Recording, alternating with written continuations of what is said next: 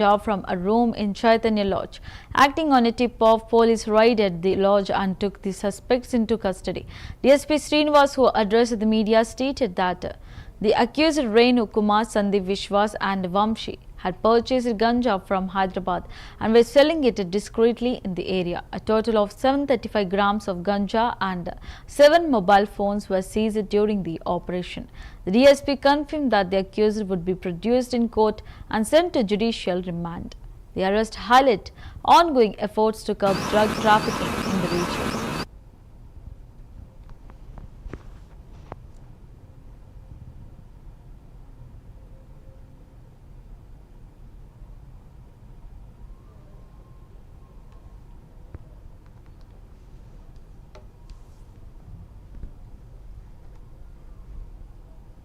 Housing board Nagar Kurnool పట్టణంలోని housing బోర్డులో ఉన్నటువంటి చైతన్య లాడ్జ్ లో కొంతమంది వ్యక్తులు గంజాయి తీసుకొచ్చి సేల్ చేస్తున్నారని ఇన్ఫర్మేషన్ వచ్చింది.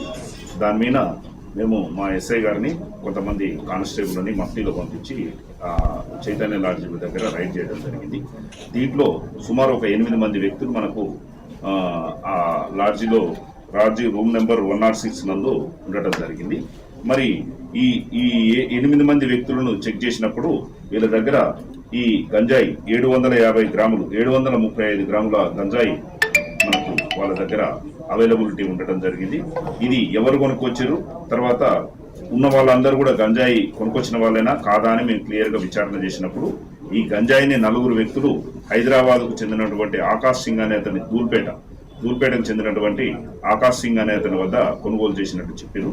ఇది కొనుక్కొచ్చిన వాళ్ళు ఎవరంటే బొందల రేణుకుమార్ 25 ఇయర్స్, ఈ మన నాగర్ కర్నూలు ఈదమ్మ గుడి నాగర్ కర్నూలు టౌన్. తర్వాత Sandeep 22 years, caste by Golla, housing board Nagar Kurnool.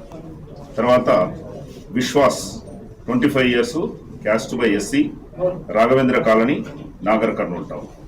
తర్వాత వంశీ సాకలి 22 ఇయర్స్, అచ్చంపేట. వీళ్ళు 4 కూడా కలిసి ఈ ఆకాష్ సింగ్ దగ్గర ఈ